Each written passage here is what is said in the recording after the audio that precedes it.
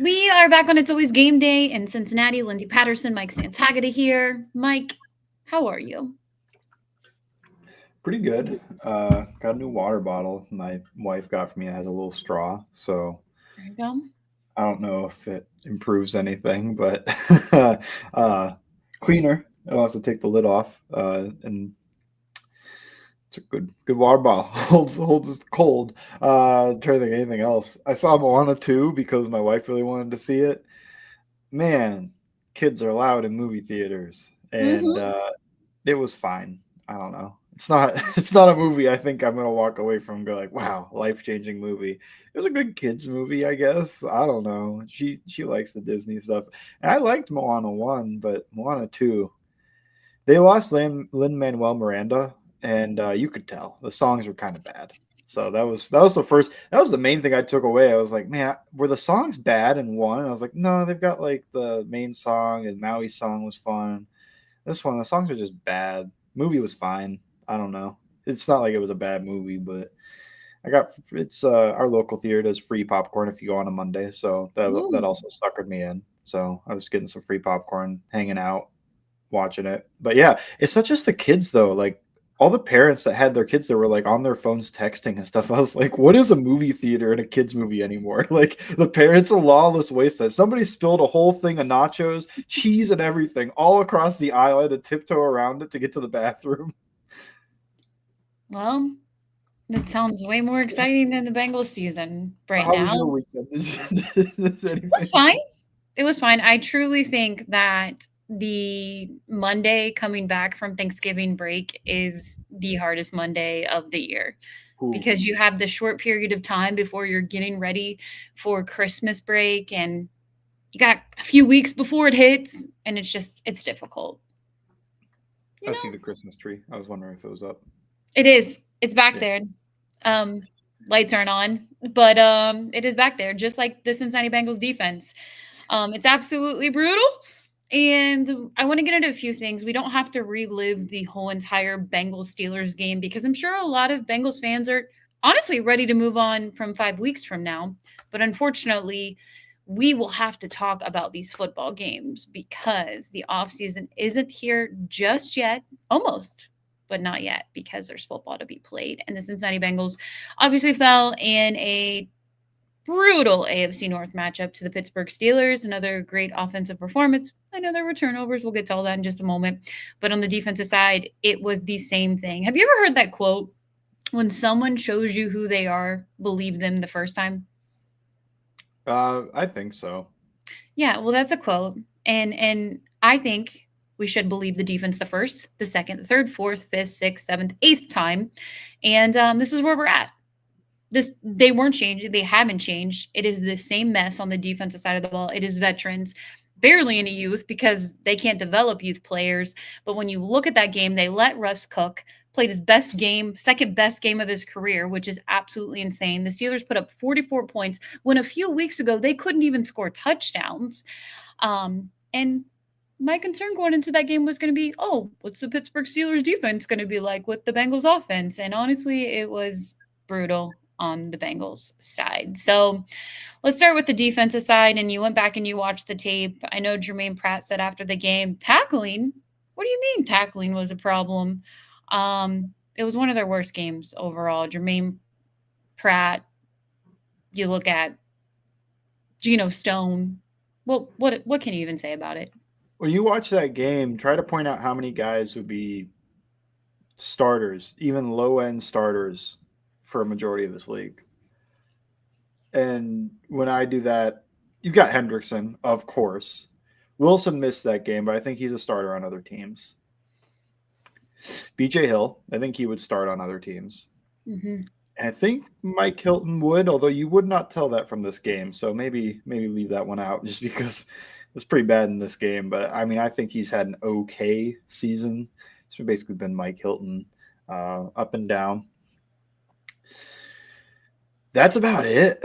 Like Sam Hubbard's not starting on another team. Jermaine Pratt, I don't know what's happened to his athleticism because there's not an injury I can point to like with Alex Kappa, but he does not look the same. I mean, in 2021, he would roll back and cover and run with like Tim Patrick and Chase Claypool and Darnell Mooney. I have a clip of all three of those, him running with them step for step. Can I imagine that now? No. Just doesn't move the same. Akeem Davis-Gaither showed us why he doesn't see more reps. That was a bad game. Jordan Battle, I didn't think had a good game. Geno Stone didn't have a good game. And Josh Newton showed us exactly why he was not playing over Cam Taylor-Britt, because he also had a bad game. You point to like everybody had a bad game, and it's like, would any of these guys start? When you look at the Steelers, like, I think you can poo-poo the Steelers all you want, but when you just look, let's just do defensive positions, who would be a starter on their team? Like Hendrickson, and that's it, I think. Yeah, Wilson, if he was healthy. Oh, they have a good defense. Yeah, well, even when you go to the offense, this is a little separate. Who's starting over the Steelers? Like Orlando Brown, Joe Burrow, T. Higgins, Jamar Chase. Maybe Chase Brown. Yeah. He had a good run. I mean, I like Najee, but like you would take the Steelers left guard, center, right guard. I would take a Mims over Broderick Jones, although in this game, Broderick got to face Sam Hubbard, and people were saying, like, oh, Broderick's turning the season around. I saw those clips. I'm like, oh, man. Every week. But, yeah, like there's a lot of positions for the Steelers I would take over the Bengals in almost every defensive position, but then actually some offensive ones too. So they were the better team. But, yeah, we're just going to talk about the Bengals defense. It's tough. It's tough to watch. Like, Lou has cycled through, I think, every front coverage, blitz, drop 8, everything he has, and none of it works. You can blame the guys, you can blame the coaching. All I can tell you is that they go out there and it's a laughable performance in a week that they had a bye to prepare for this. And they're just getting shredded. Like, you had a bye to get ready for this game. And I guess the game plan was going to be send 5-man pressures the entire time. Well, the Steelers, they had that sorted out. Play one, short pass, dump offs, screens, just everything to shred those 5-man blitzes. So then you tried to get some other stuff, and none of it worked. But it was around the first play of the game. They run a 4-deep 5-man pressure, zone coverage, so like a fire zone of sorts. And the middle of the defense, there's nobody, absolutely nobody in the middle. Like, the easiest throw you could imagine for a quarterback, 2 yards right in front of him, is what all he had to do. It was the same distance that a father would play catch with his 6-year-old son. That's how far Russell Wilson had to throw that ball to Najee Harris to pick up 12 yards on a first down. And when that stuff's happening, you're making football that easy on your opponent. It's tough. I watched the QB School JT O'Sullivan Russell Wilson video, and I want to say Russell Wilson was good in this game. So I'm not trying to take anything away, but there were, I think, 6 different instances that he went, I don't know what they're doing on defense here. I don't know what they're doing here. They ran 3 deep, 2 under hot pressure. When you run a pressure like that, I know it says zone. You're matching immediately. Nobody matched an underneath route, first down. And they run a 0 blitz. You have to play inside on that. Inside. Let's take away the easy throw. Let's take away the easiest throw you can. Josh Newton's outside, and it's an explosive play. Should have been a touchdown, I think, if Van Jefferson just kept running forward, but he kind of tried to cut it back for some reason. So I don't know where you go, because they can't do simple stuff. They can't do anything Lou wants. And then you get to the last play of the game, and it's the microcosm of the season on this defense. Justin Fields comes in there to do one thing. He's going to run the ball. In fact, I would try to force the give read, because why would I want Justin Fields running the ball here? Like, he probably wants to run the ball as well. He barely gets onto the field, so he's going to want to go do something with that snap. Go tackle Justin Fields. Like, just tackle him when he gets the ball. Like, whether he hands it off, is throwing a pass, whatever. You have one guy, and in my opinion, I think this was supposed to be Newton. He just sprints at Justin Fields and tackles him. That's your whole job on this play, because it's the season is on the line. Instead, he takes a bad angle right down the defense, right down this line of scrimmage, like he's going to go play contain on the running back without thinking that the quarterback could keep this ball. Jordan Battle can't get there because he's also eyes inside on the running back. Akeem Davis-Gaither can't get there because he's trying to run and try to get there and make up for them, and he smacks into Jordan Battle. And I have to say, it looked exactly, and people have said this, I said this elsewhere, it looked exactly like a Three Stooges bit, because Akeem Davis-Gaither hits into Jordan Battle, and they kind of like look at each other, and I don't know what to tell you, because it was like, how are you that unaware of what's happening situationally? Where they brought in a new quarterback who's going to run the ball, and you know he's going to run the ball to your side because the running back's on your side. They fake the give the other way and go that way. They don't do anything fun, anything creative with this run game. It's a zone read, the same thing that they've been doing for decades. And they just weren't prepared for it. There's a lot of ways to stop that. I think that they were supposed, that Newton or Battle was supposed to be on the quarterback. Like, I do think that Anarumo had that in there because he didn't ask the backside end to try to play both. He told that backside end, go play the running back. And that's okay if you have a guy to play the quarterback. It's an option. Take away both options. But I don't know what to say when everybody around knows Fields is going to run this ball. Like, I'm watching with my wife, who's a Steelers fan. If you're a longtime listener, you know. And she was upset because she was like, "Oh, Fields is just going to run the ball. Like, why are we doing something this obvious?" It's like everybody in the stadium knew that Fields was going to run the ball. Everyone in America. And the thing is, if you make that one stop, Joe Burrow has 90 seconds to go down the field, which he was slicing and dicing that defense. I know that his offensive line let up and there was a tip pass and there was 3 turnovers. I would put maybe 1 on Burrow, but the other 2, like, what can you do in those situations? But overall, I would have trusted Joe with 90 seconds to get the go ahead. 100%. At least give it a shot. Give anything a shot here, because they also got gifted that free down, if you think about it, where the holding penalty gets called and they get to skip it down. They're supposed to only get the ball back with like 50 seconds. But instead, you're going to get the ball back with 90 seconds, almost a full 2 minutes.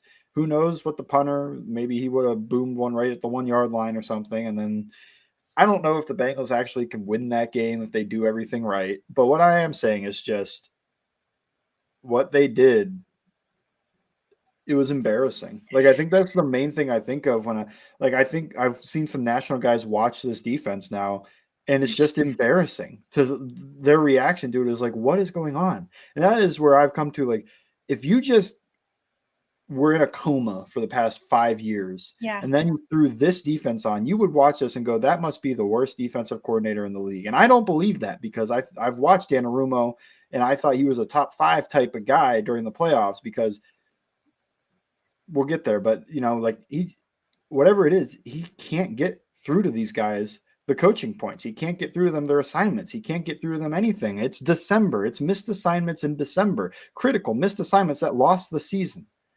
I don't know what else you're supposed to do. But I still think Henry was a good coach, but it's clear when you talk about that, he's not raising the floor. I think that's the biggest takeaway I have on him this season is he's not a guy that's going to raise the floor. Like, you can't, I think I've said this a few times, but like, you can't give him the box of scraps in a cave and he turns that into a top 15, an average unit. A lot of guys can. Maybe not a lot, but there are guys that can. Like, I think of a lot of the other high-end defensive coordinators can do that. But actually don't know if Spags does that, which is interesting. But when he has his guys, it's great. I don't think there's a defense that does a better job against elite quarterbacks than what Anarumo does when he has guys. But when he doesn't have guys, it's pretty clear he's not elevating that unit into being something other than what it is. What was that Michael Jordan quote that was totally butchered about the floor is the ceiling?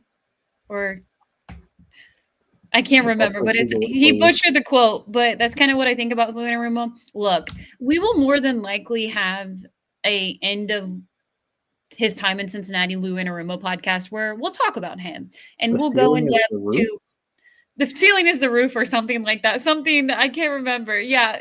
It's that just, I don't know. I just feel like that's related. It's not, but I just when it comes to ceiling of the player, it's just they're just, I don't know. Like, when he has the talent and the playmakers Jesse Bates, DJ Reader. Mhm. When Jermaine Pratt looked like a linebacker in the NFL, Logan Wilson, same thing. Obviously, Logan didn't play, but I don't think Logan was going to make a huge difference, to be honest with you.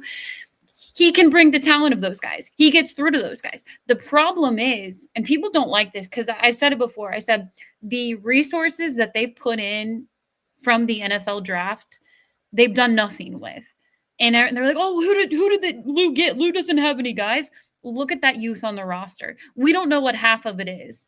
And we're still questioning some of these guys. And I know some are injured right now, so we won't know until next year. So that's the problem. I love what Lou was able to do for a couple seasons in Cincinnati. He was incredible. There's a lot to look back on and say Lou Anarumo will get a job somewhere else. I don't know, maybe it's defensive coordinator, maybe it's another position. He will get hired right away. I think the entire AFC West would at least offer him a consultant. The Kansas City Chiefs might just bring him on. Like, who knows? Yeah, so that they can get him on there. Yeah, I thought about that too, where it's like, you want to just, if I was Chiefs, I'd be interested. So that's why I said the entire AFC West. I didn't just say the other teams. Chiefs might want to do it just to keep them away from the other teams. Like, we don't need you giving ideas to these other teams. Like, LA's got a good enough defense. Yeah, 100%. So, I mean, Lou will be fine, but I do think that they need to get another voice. And the thing is, we can talk about different candidates and who it might be and everything like that. I still think you go the vet route of a DC. You don't want a young guy coming in here and you have still these young pieces. You are going to have to rebuild on your defense, and that's a lot. I would want someone with a little bit of experience, but sometimes you just need a new voice. And we've said it before with kind of the Andy Reid and the head coaching situation, and we could probably compare that to Zach Taylor, because I'm not going to say that Zach Taylor is fine, that he's not on a hot seat or anything like that. I think everybody on that staff, except for about 3 to 4 people, should feel safe right now. It's you have Joe Burrow playing at an MVP level. You have Jamar Chase. He might hit a triple crown. When T. Higgins is healthy, he's insane out there. You shouldn't be 4-8 right now. And I don't even care if it's like, oh, you couldn't get by in those 1-score games. No, you shouldn't be 4-8 right now. You should be winning these football games. And it's absolutely terrible, the stats that we keep seeing about Joe Burrow in his career year, and the Cincinnati Bengals can't find a way to win those games. Everybody's at fault for that. And it's so hard for me to ever say that, Joe should be included in that conversation. And I'm sure there's some things that he can clean up when it comes to the fumbles, but it is not blame Joe Burrow. It is your defensive side of the ball, your coaching staff. It is not, it's your front office. It's everybody at one Paul Brown Stadium right now.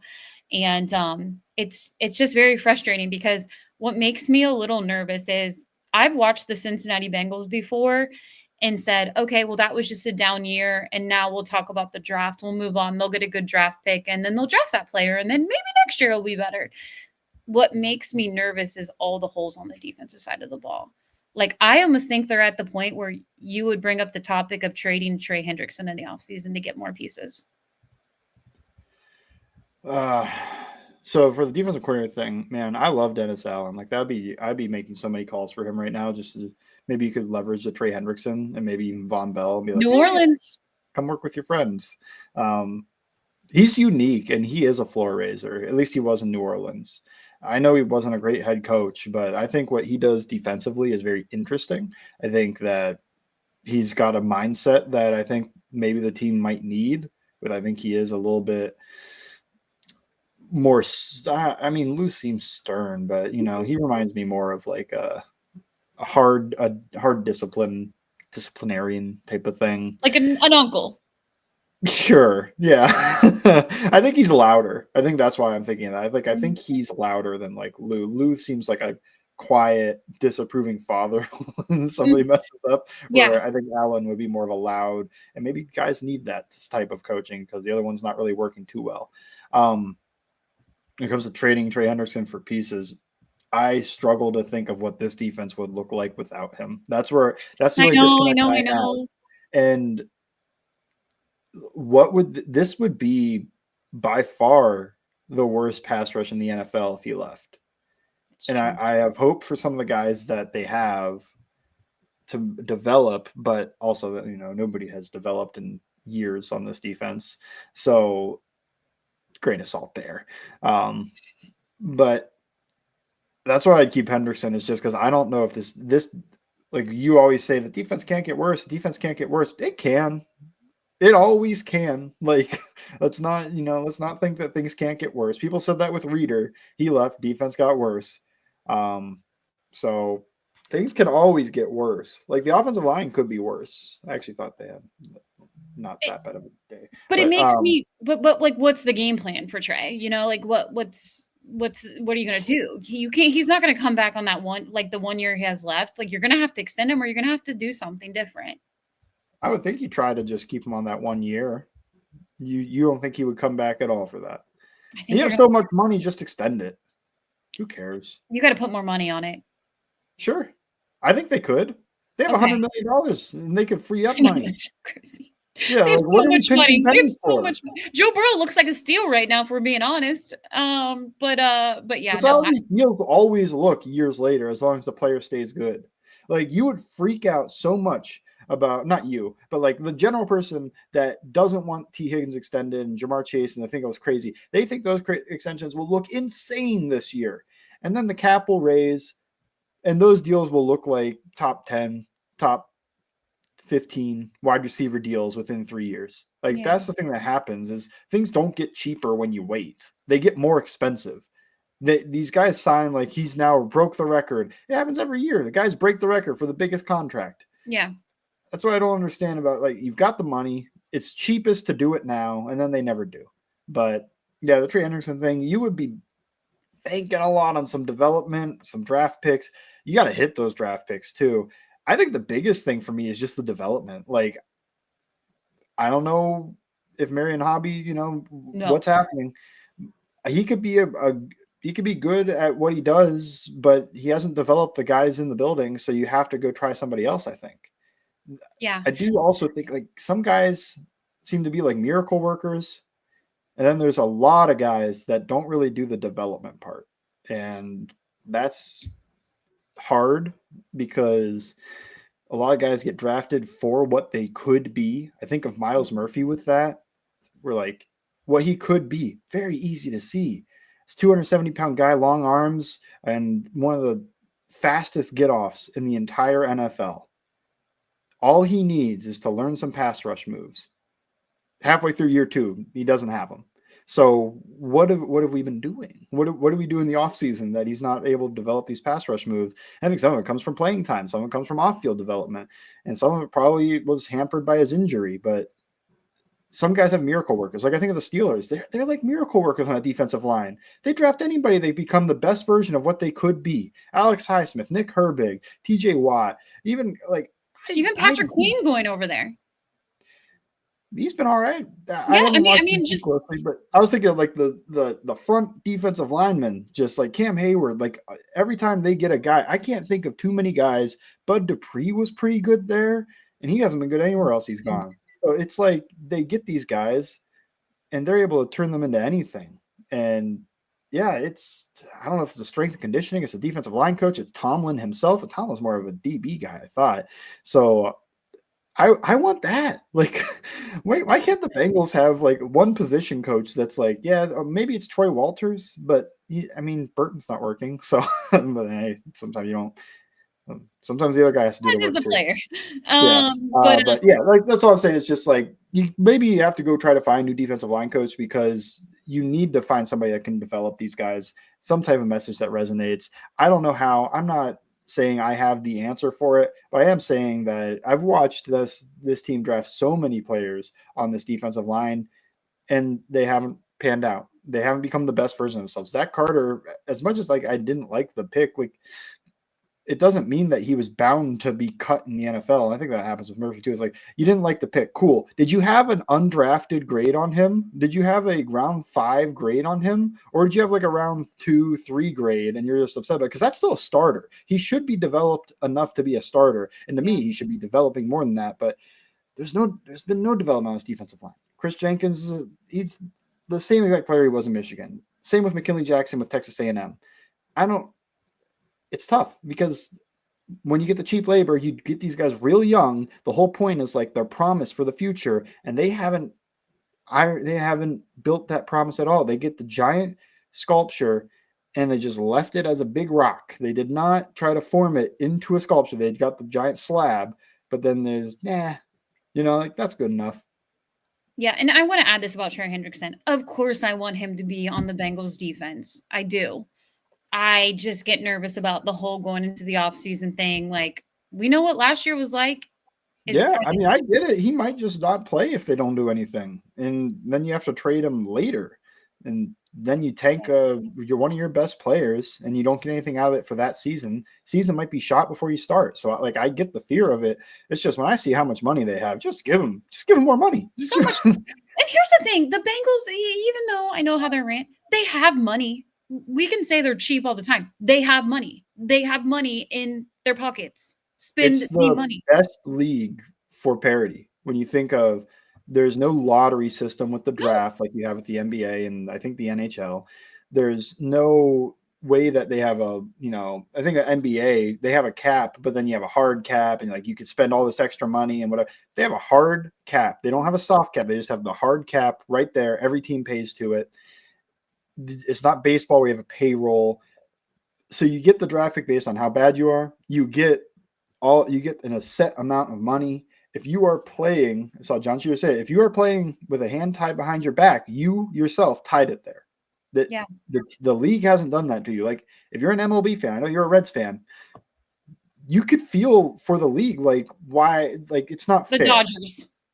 Yeah, you see the Dodgers and the Yankees are in the World Series, and they're the two highest payrolls. That doesn't really happen in the NFL, like it shouldn't. Where it's just like, oh, a team with the most money is going to be in there. I know there's like a tiny bit of that with like the guaranteed money, but look, if you can't pay the guaranteed contracts, I don't know what we're doing here. No. And you can get part ownership. You can have other people a part of your ownership. It could be 5%, but they're bringing in money. The Kansas City Chiefs, whether people want to admit it or not, are a small market team.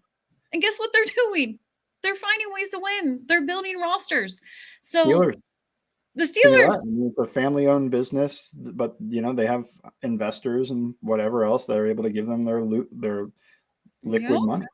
how many people would want to be involved with Joe Burrow and Jamar Chase and put money into this ownership group? You better bet people would be raising their hand in a heartbeat. So for the Cincinnati Bengals, they got to get out of their own way. There's a whole lot of things we can talk about when it comes to fixing their front office, and we'll have plenty of time for that. But I do want to hit a little bit on the offensive side of the ball because this is where we're at right now. It is, like I said it before, it is absolutely depressing. You could open the Twitter app right now, and there would be something on there saying, Tom Brady versus Joe Burrow when they score 30 plus points and how many losses against the whole entire league, how many wins, losses the Cincinnati Bengals have when they put up 30 plus points. It's absolutely sickening.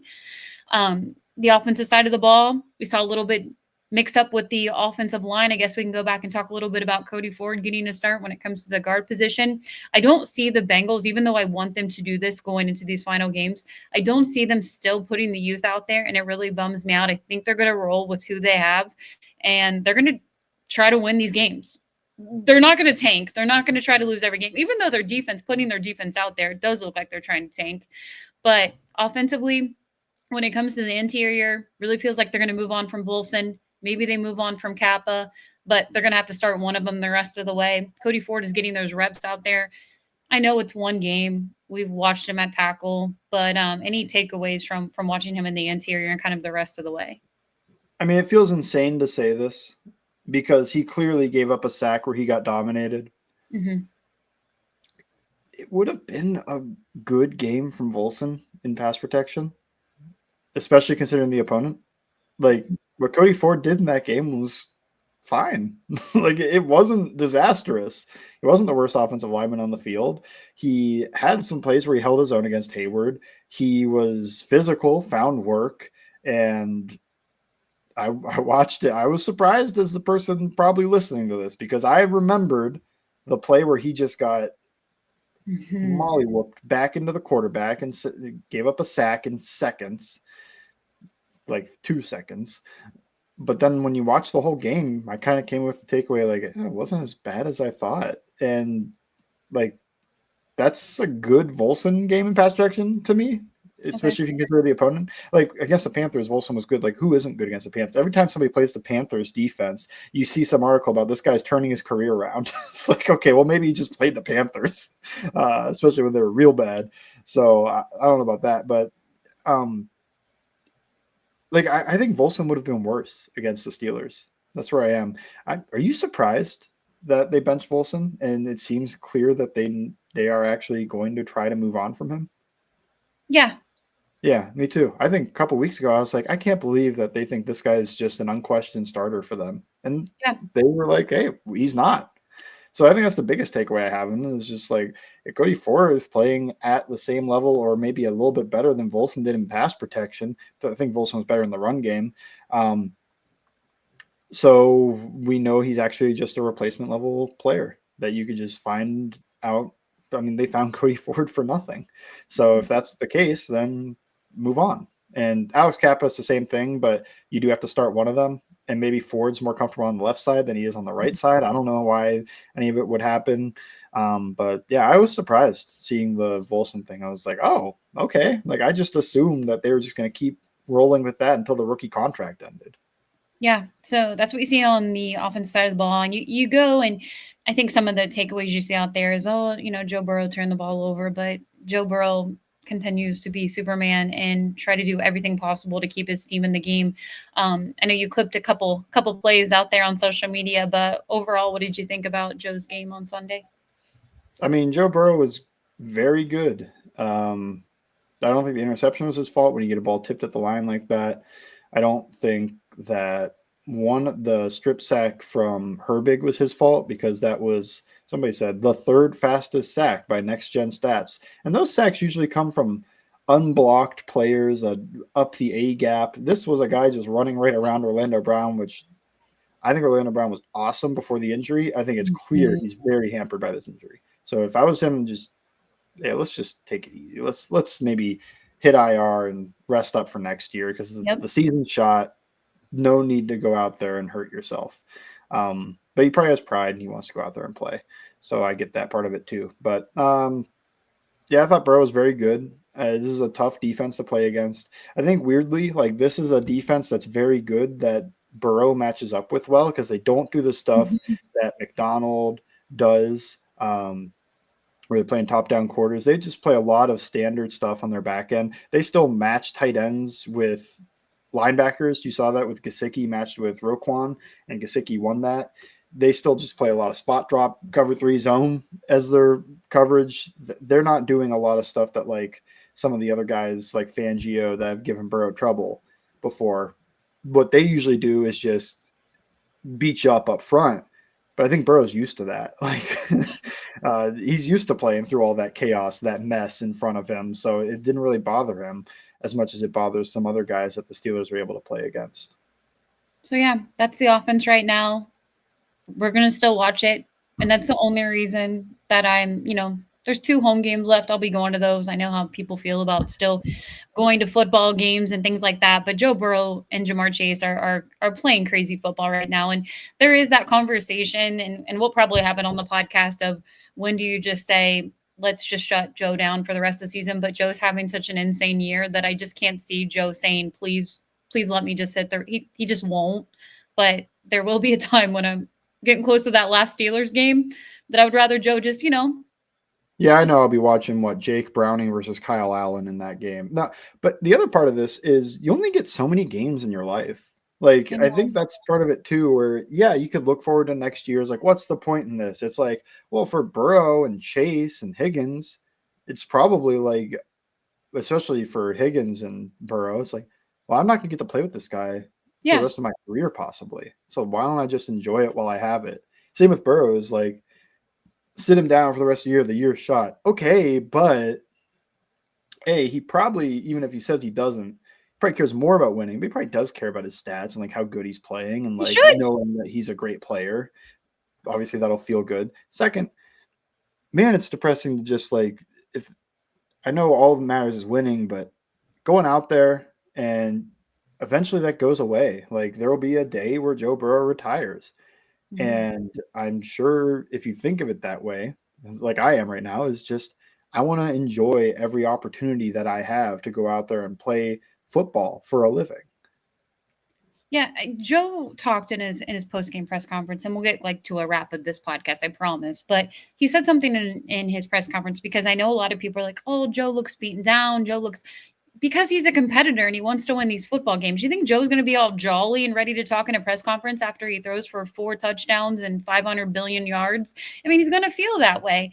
But Joe said something in the press conference, and it might sound minor, but he reposted it on his Instagram page. And I thought it was more telling in a positive way of how Joe thinks. And I think you bring up a good point where you only get so many opportunities while you're out there.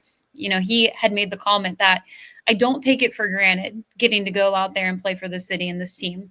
And I think all of that is extremely important to think about. Like, obviously, we have the Carson Palmer comparison of, oh, everybody remembers what happened with Carson. But I think in this moment, I truly do think, yes, it is absolutely devastating to think about the what ifs in this season of what if the ball would have bounced a different way? What if the flag doesn't get thrown in this game? What if the field goal kicker makes his kick? Where this season would be and where they could be competing right now. But unfortunately, it didn't work out that way. And I just feel like I'm still going to watch Joe Burrow. Still going to watch Joe Burrow in these next games. I'm still going to watch Jamar Chase out there. Both are probably going to set incredible, insane records. Jamar Chase is going to get paid at the end of the season. Yes, the front office should have paid him before then. There's plenty to criticize the front office for right now. And just what we have left in the season, it's this offense. And it's depressing and it's sad that it's December 3rd and we are sitting here talking about the offseason. Mock drafts are out there. Free agency. Who do they get? It's tough. It's really too many prospects for December. I don't like this. No. I haven't watched anybody. I've been tempted, but I haven't watched anybody.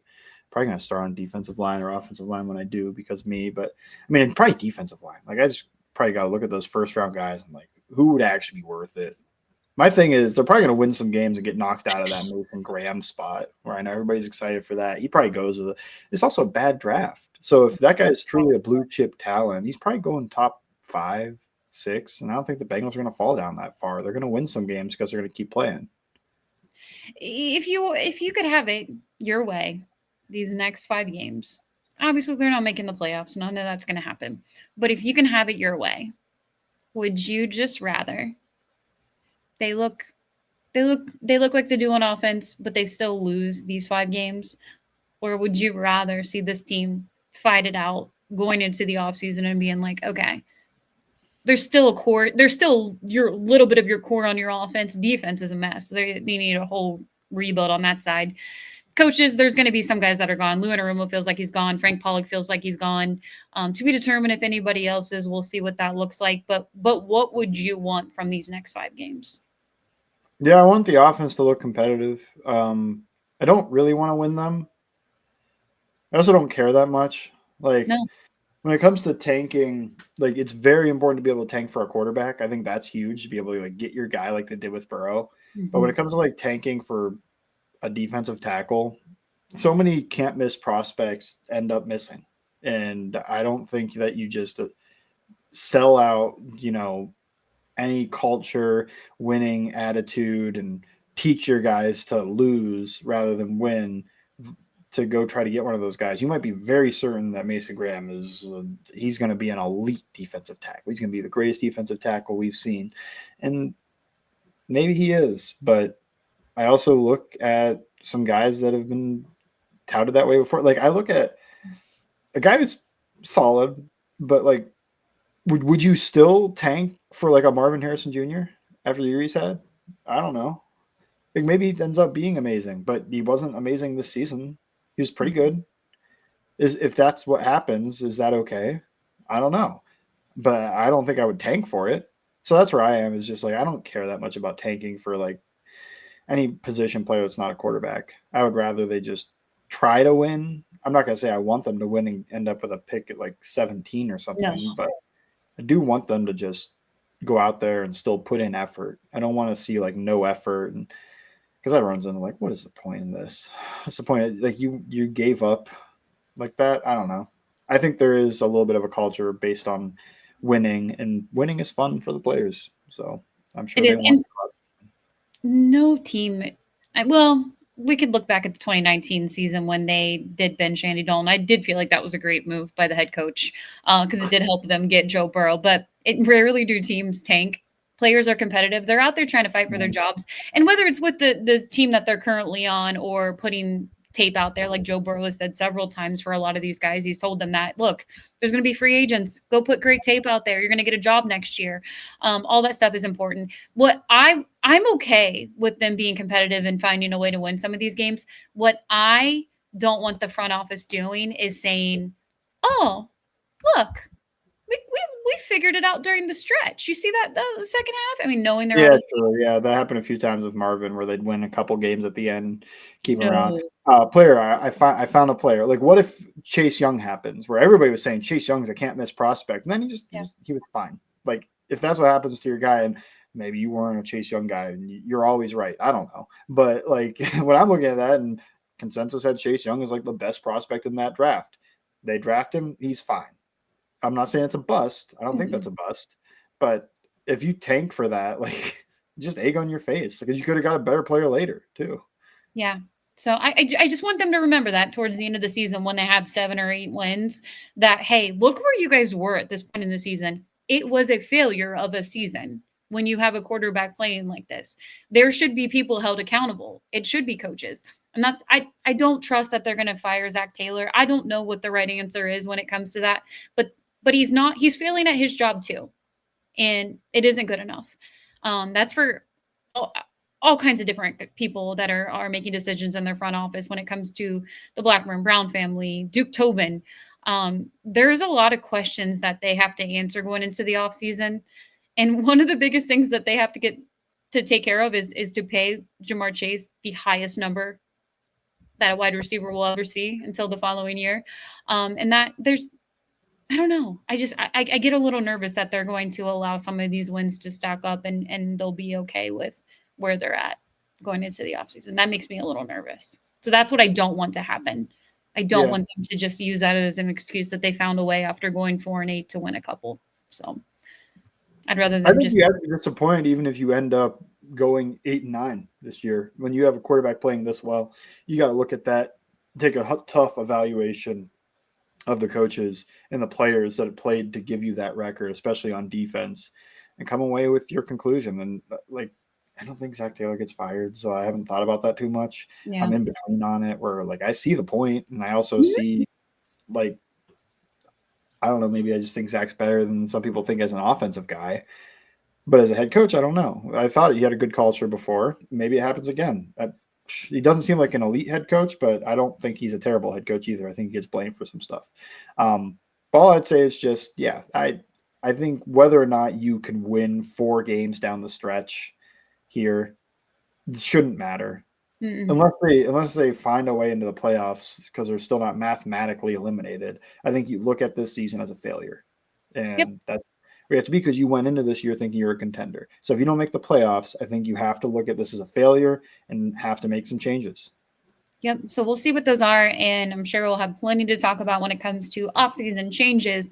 Maybe they fire someone in season with these final 5 games to be determined on what that looks like. We will look ahead to Monday Night Football, the Simpsons version, which just feels so right. That they didn't move that off. And honestly, the Bengals have been fun in prime time. They've been on the losing end, but they've been fun. So we'll see what that looks like when they play the Dallas Cowboys. Like I've said before, I want to see some of the other guys out there. I want to see guys stay healthy. That's going to be my biggest thing in these next 5 games. And we'll talk about football until it's mock draft season. Make sure you check out Mike's work. Mike, did you decide what you're going to have on Bengals Talk? Hopefully I can get out this week. I was going to do an article on Chris Jenkins and just how his rookie year has gone. Second round pick is what I was thinking of.